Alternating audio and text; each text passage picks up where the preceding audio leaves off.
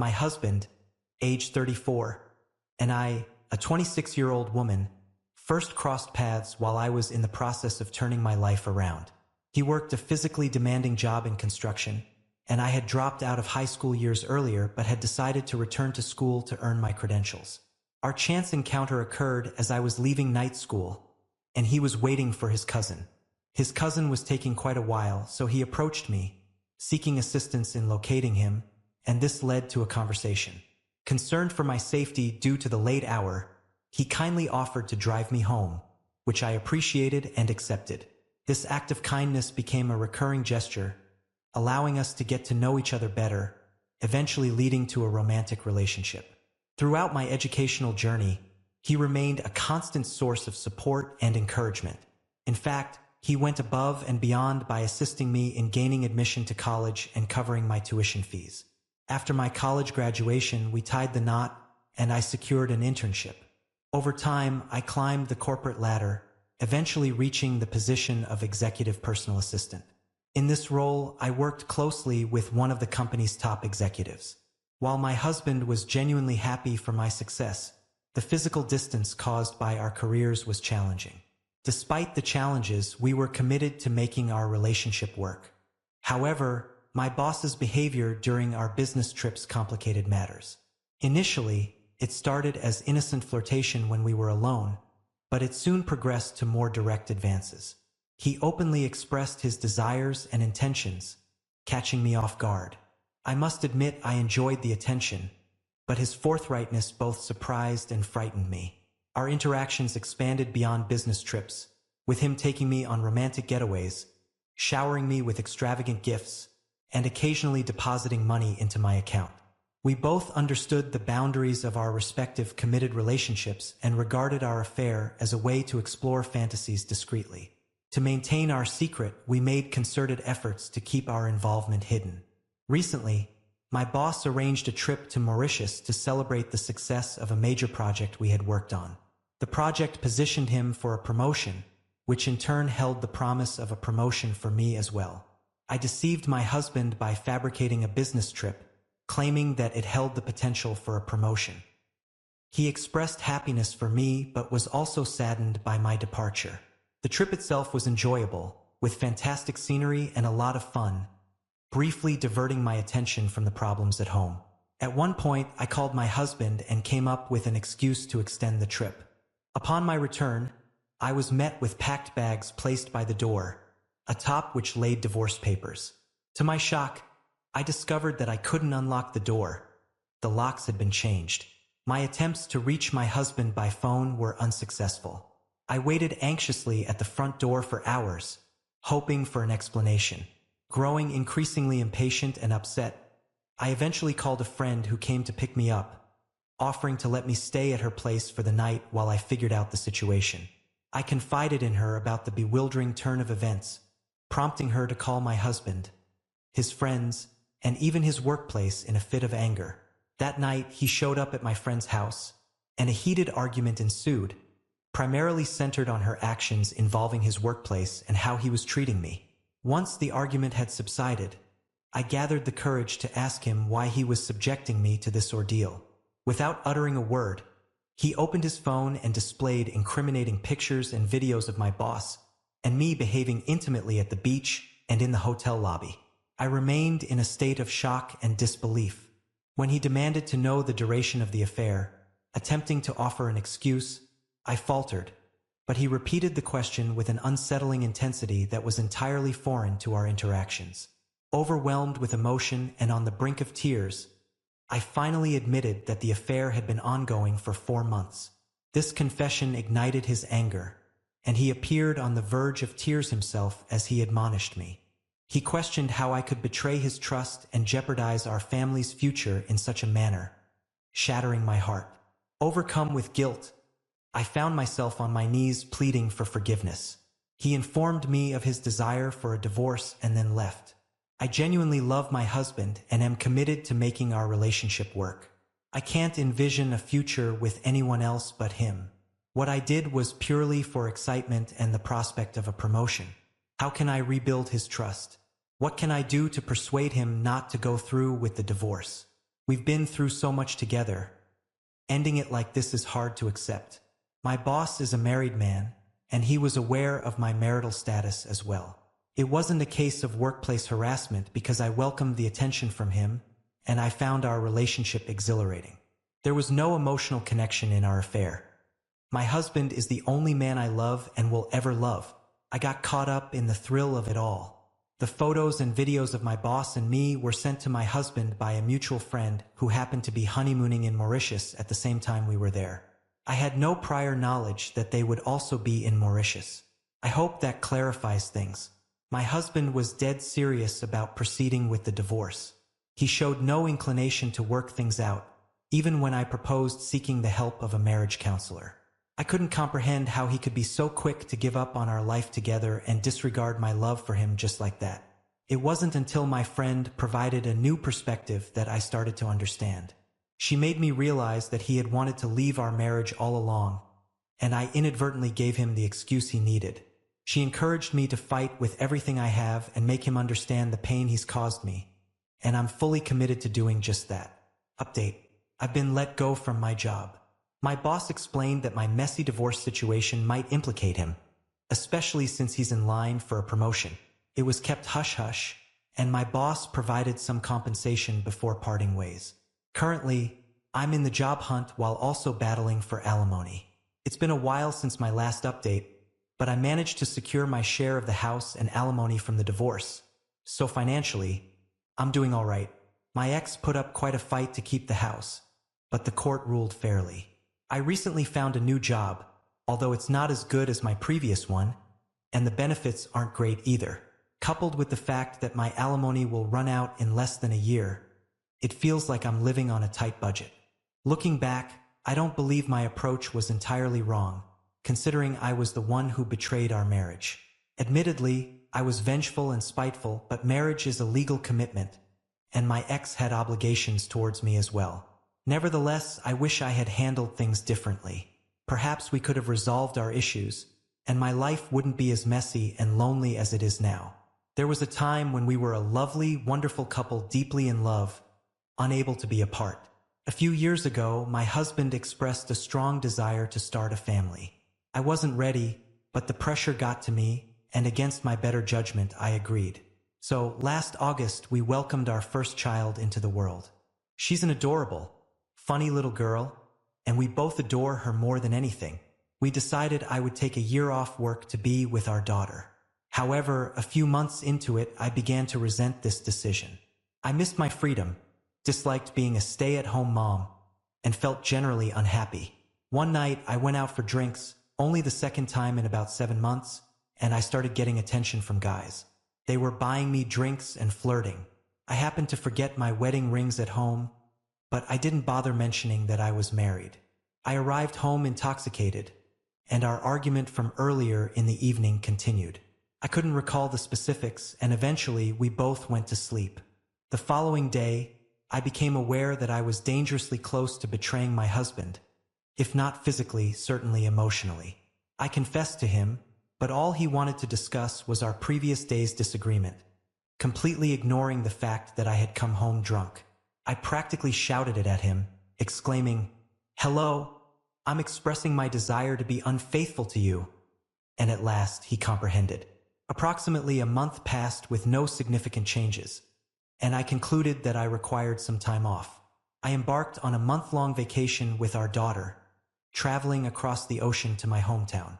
This trip marked the first occasion for our family to meet her, and I thought a month would be a substantial amount of time. However, things took a scandalous turn when I spotted my ex walking down the street. He resides nearby, just down the street from my grandma's house. He's the only man besides my husband whom I've ever genuinely loved, but perhaps the nostalgia of a youthful summer romance at the age of 16 paints everything in a favorable light. Returning to the story, we arranged to meet, and at this moment, I'm truly in search of a friend, and he's willing and available. There we sit on his couch, tears streaming down my face because my life feels like a complete mess. He comforts me and we share a kiss. It escalates into a passionate makeout session. It feels inappropriate immediately. I yearn for my husband, wishing he were the one holding me, embracing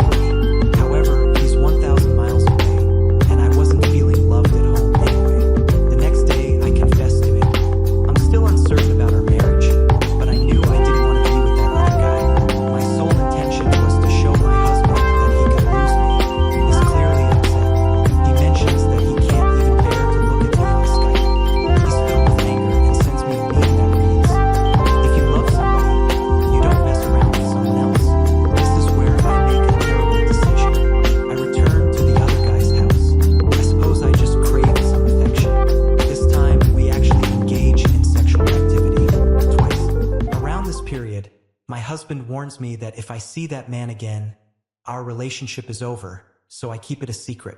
2 to 3 weeks later, I return home, and my husband is genuinely making an effort. Everything seems perfect, and there's a sense that we can repair our relationship. He asks me, "Did you do anything else with him?" Initially, I lie about it, but then I decide to come clean and tell the truth. He feels betrayed all over again. I'm deeply sorry, and I truly regret everything. He expresses a desire to work things out, and I'm doing my best to give it my all, but I feel like he's using me as a verbal punching bag. I understand that just being present and not leaving is his way of trying. I only revealed the truth to him the day before yesterday, so I recognize that he needs more time. I guess the question now is, what should I do next? Alright, that was a fun story. Now let's move on to another exciting one. Stay tuned and let's dive in. I recently went through a tough life situation, and instead of feeling relieved, I'm now feeling really sad and down. It's about my relationship with my ex-girlfriend, whom I'll call Benita, and me, Luis. About 2.5 years ago, Benita and I started dating. We first met when she was cutting my hair. She's a successful cosmetologist with her own chair and sink in one of those beauty shop complexes where independent cosmetologists rent space. She's 26 years old. As for me, I'm the operations manager and head designer at a landscaping company. I've been with the company since I was 16, and now at 27, I still love my job and my boss. The company faced some tough times, losing customers and employees. When I was 19, the company owner asked me to step into the crew manager role. I quickly built up our team and started bringing in new clients, earning finder's fees along the way.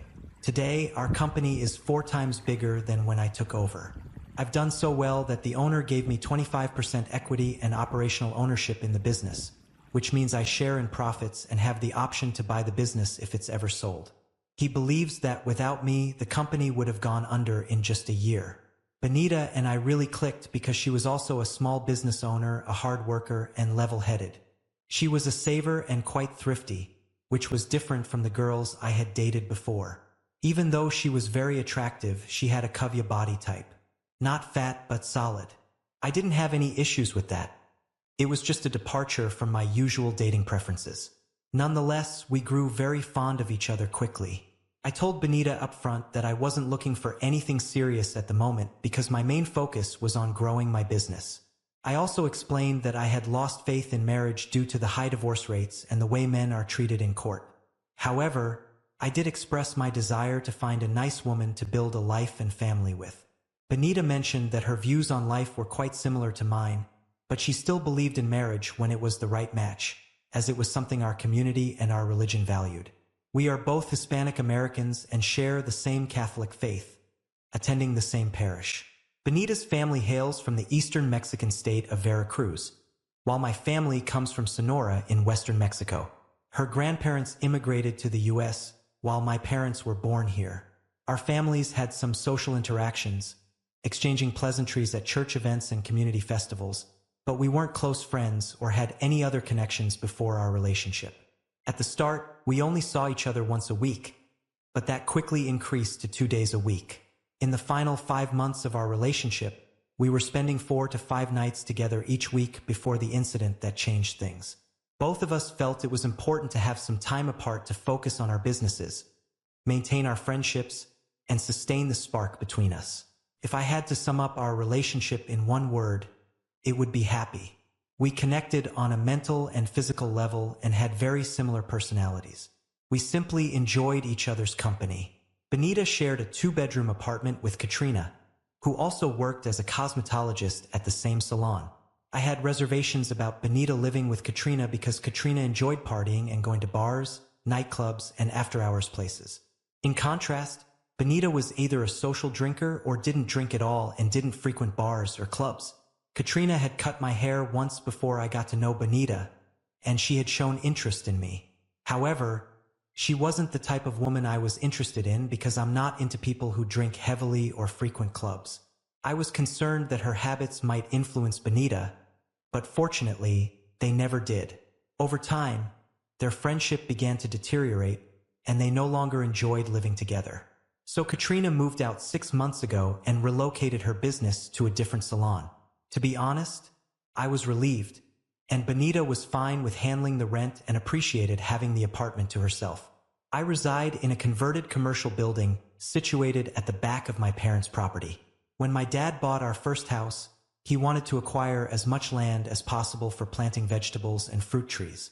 Homes in our neighborhood were quite affordable back then, and you could even find some for under $40,000. My dad purchased our house in the 4 empty lots, 2 on each side where homes had been demolished, for less than $50,000. Consequently, we have an extensive property, and our backyard is incredibly spacious.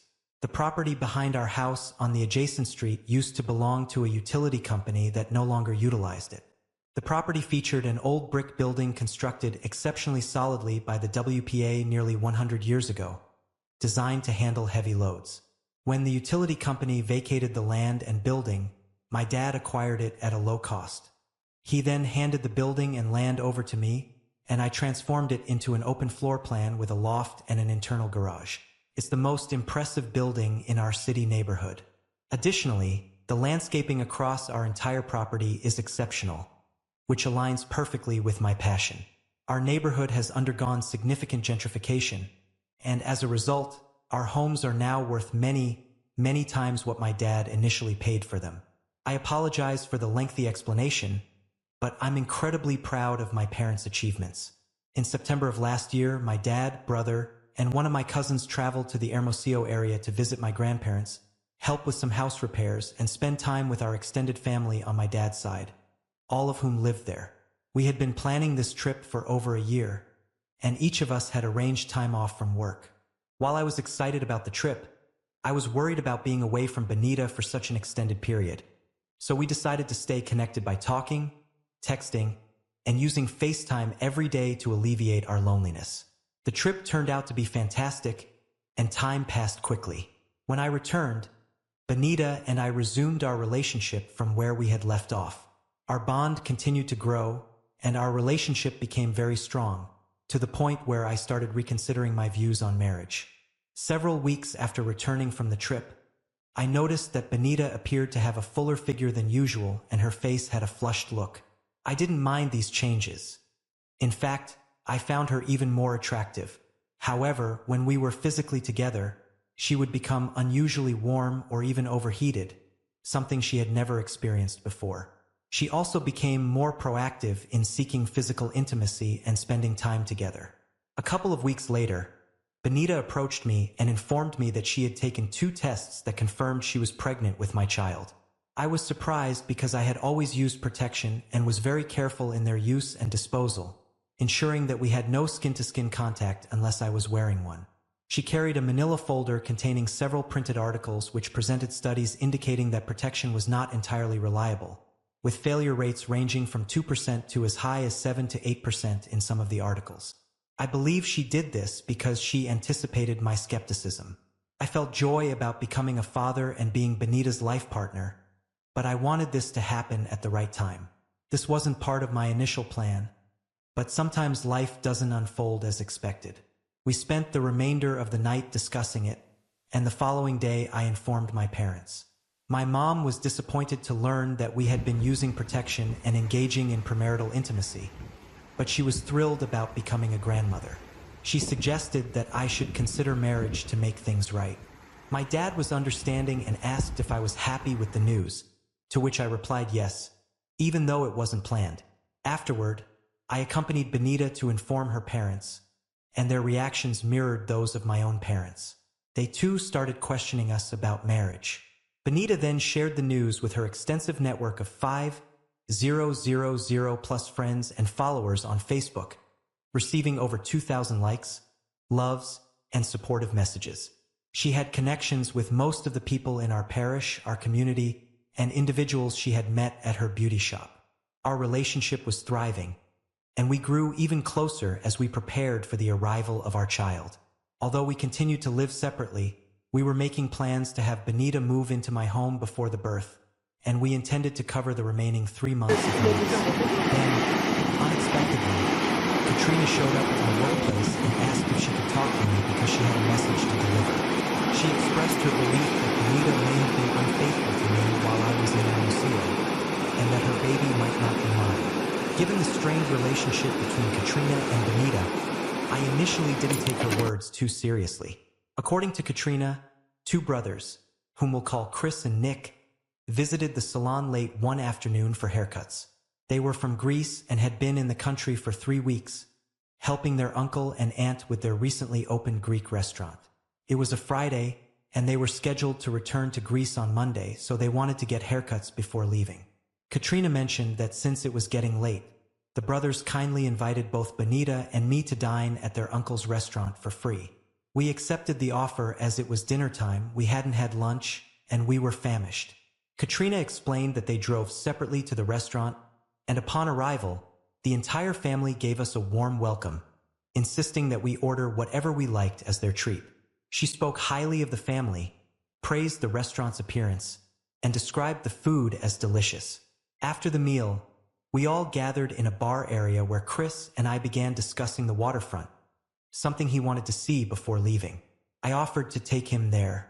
I asked Benita and other family members if they wanted to join us, but the family mentioned they were occupied with restaurant duties, and Benita said she wanted to continue chatting with the family and then head home. According to Katrina, she and Chris were away for approximately an hour and 15 minutes. She dropped him off around 9 p.m. when the restaurant was closing. The parking lot was empty, and Benita's car was not there, so she didn't think much of it. The following morning at the beauty shop, she and Benita briefly talked about how good the food was and how pleasant the family had been. This was unusual since they had become somewhat distant due to their strained relationship. A couple of weeks later, Katrina relocated her business to a different beauty shop. Now, here's where the surprising part comes in. Katrina mentioned that she was recently out with some women at a bar. They had a few drinks and started gossiping. Someone suggested they have a discussion about their best and biggest experiences. In this conversation, each woman reveals the name of the man who was their best lover and the name of the man who was their most well-endowed lover. I didn't realize this was a topic women talked about, but I asked Katrina why she was sharing this with me when Benita wasn't present. She explained that one of Benita's cousins, whom we'll call Patricia, was at the gathering, and Patricia is still good friends with Katrina. During this conversation, as they went around the table and shared their answers, Patricia disclosed, "My cousin Benita outdid all of us in the biggest category." According to Patricia, Benita once mentioned being with a Hulk-like guy from Greece years ago who had a double-digit measurement when hardwood. She continued, saying that Benita had mentioned he was not very smart but had the physique of a statue. According to Katrina, Benita thought this man was so unique that she invited him for a second night of intimacy and then disappeared from his life. She explained that he was a financially struggling busboy from another country, so ditching him had been quite effortless. This revelation left me feeling hurt and concerned, but I still didn't understand why Katrina was sharing something that had happened years ago involving Benita. Katrina then pointed out, "Luis, don't you see? This didn't occur years ago. It happened while you were in Hermosillo, and that man was Nick." She described Nick as a tall and Herculean figure, but not particularly intellectual. Katrina also mentioned that the others in the group, including Patricia, were unaware of the dinner that she and Benita had with the brothers, so she pretended to laugh it off but felt she had to inform me about this, believing that I should be aware. She went on to say that Patricia had told the group that Benita had once mentioned that no one could give her Luis, and that I was her best lover. At this point, I had heard enough and thanked Katrina for sharing the information. However, in the back of my mind, I wondered if she might be lying or jealous, particularly the sabotage of the relationship.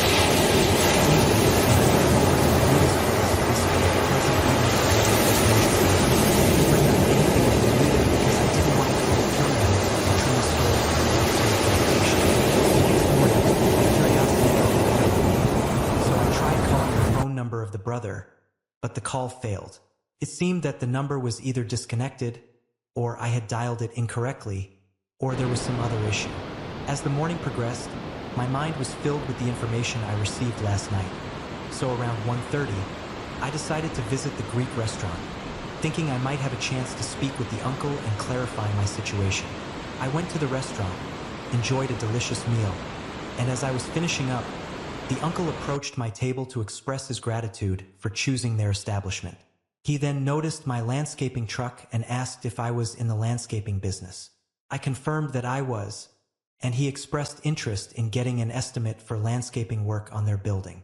After completing my meal, we conducted a walkthrough of the property. Once we finished, I told him I would return with a detailed estimate. Then I asked if I could set aside my business inquiries for a moment and pose a personal question. He agreed, so I proceeded to ask if he was the uncle of Chris and Nick. He confirmed this and mentioned that they had returned to Greece. I inquired whether he had met them during their stay, and I explained that a friend of mine had, and I wanted to reach out to Nick to ask him something. He inquired about the nature of the question as he could pass the message along to Nick. I explained that I wanted to inquire if Nick knew a woman named Benita. The uncle's face brightened, and he said, "Yes, he knows Benita, and he had a fondness for her. She dined here one evening with a friend, and Nick went on a couple of dates with her the weekend before he departed." He mentioned that Nick believed they were in love, but Benita had been ignoring his calls and messages ever since he returned to Greece. Naturally, I felt quite sad upon hearing this news. The uncle then proposed that we call Nick, and he led me back to his office, dialing Nick's number on speakerphone. Before I could explain further, Nick answered promptly and exchanged some words in Greek with his uncle, engaging in a conversation that I couldn't comprehend. Afterward, the uncle turned to me and asked, "How do you know Bonita? And could you convey a message to her for Nick?" I responded by expressing my reluctance to spring this information on them. I assured them that I wasn't angry, but rather saddened by the situation. I then disclosed that Benita is my girlfriend. The uncle appeared genuinely surprised, his face reflecting shock at this revelation. He proceeded to converse with Nick in Greek for several minutes before slowly ending the call. He conveyed his apologies and stated that Nick was also sorry for this situation. Nick had no knowledge of my existence, and he expressed regret over that fact. The uncle shared that Nick was upset that Benita hadn't disclosed her relationship with me. He mentioned that Nick was heartbroken because he had hoped to develop a romantic relationship with her.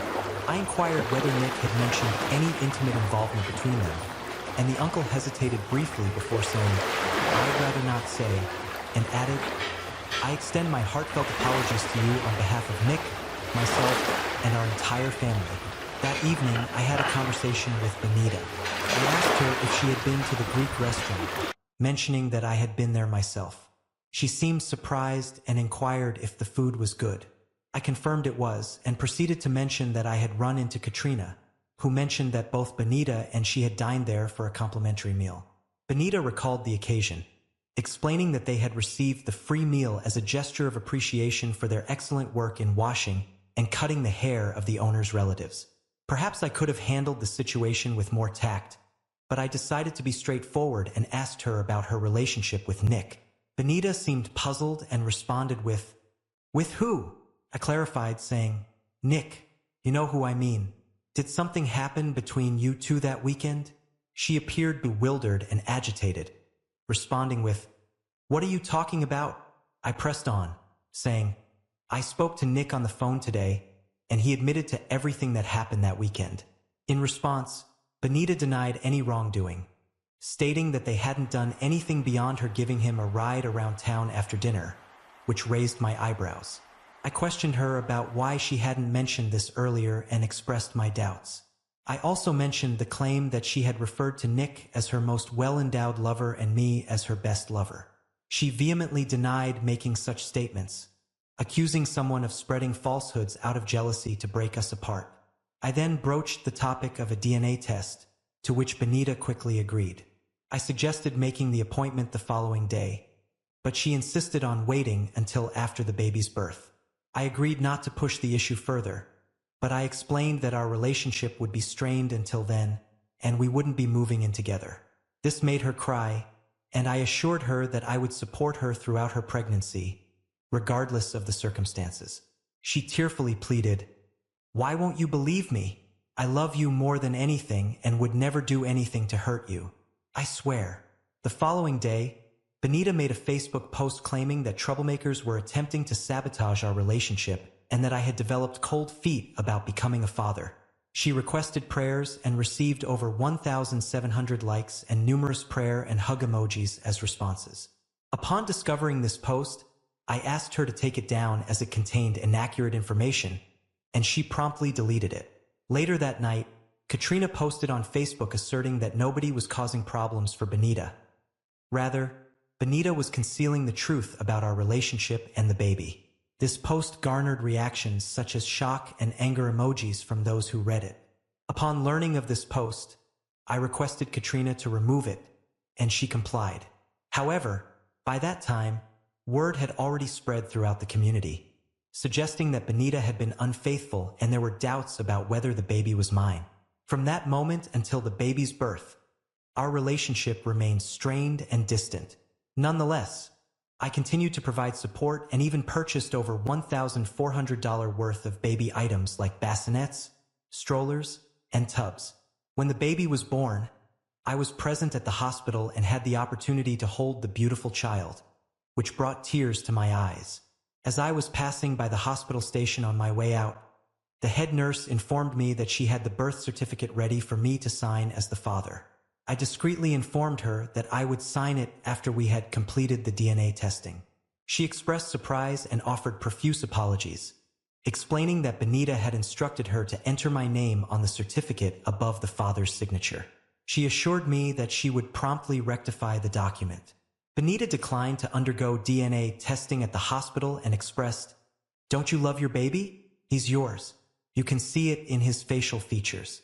He adores you, and I love you more than anything. Please don't make me go through with the test. It would break our trust and ruin our family." I explained to Benita that I needed certainty, but she remained steadfast in her refusal. That night, she posted a photo on Facebook featuring her and the baby, with the baby wearing a shirt that read, "Daddy's Boy." The caption stated that Daddy loved the baby but had reservations about parenthood. She asked for prayers. The post quickly received over 500 responses before I noticed it, and I called her to request its removal, which she did. My boss recommended taking legal action to compel a paternity test, and he connected me with an attorney who initiated the process.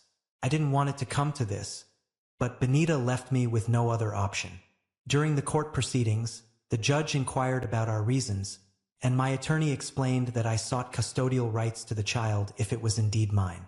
Benita appeared in court without legal representation and offered to voluntarily grant me 50% custodial rights without the need for a test.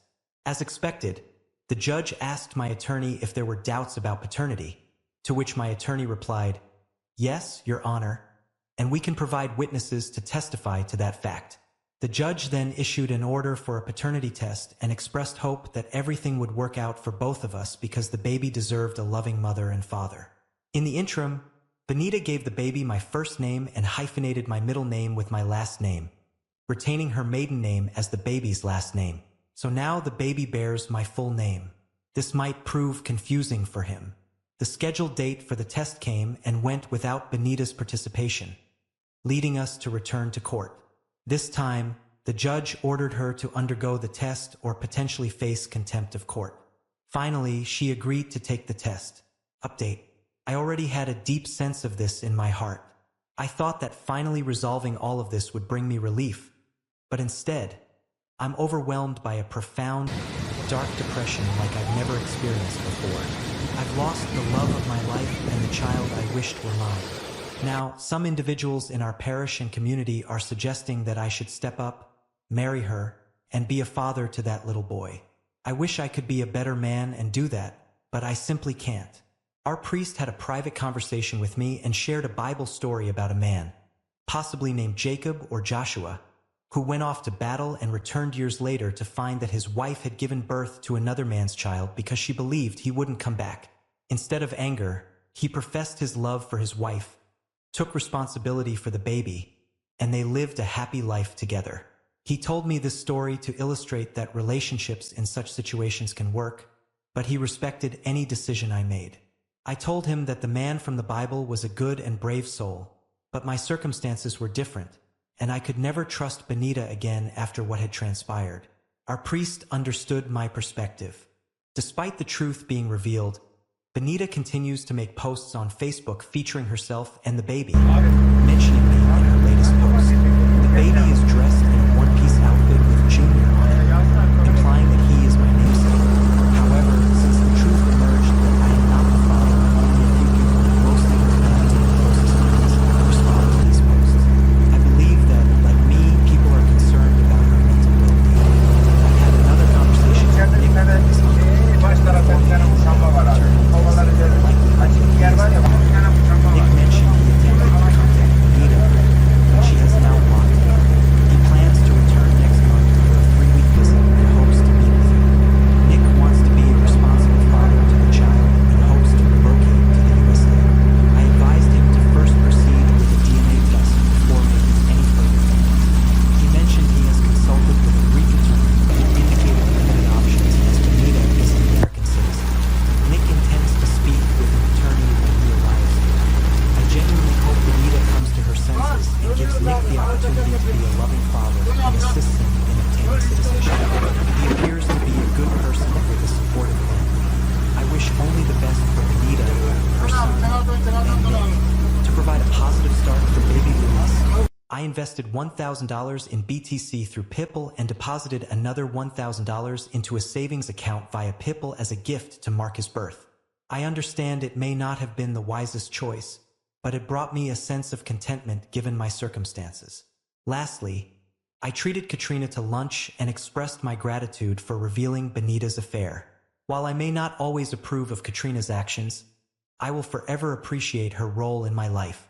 That's all I have to share, and I appreciate anyone who took the time to read my entire story. May God's blessings be with everyone.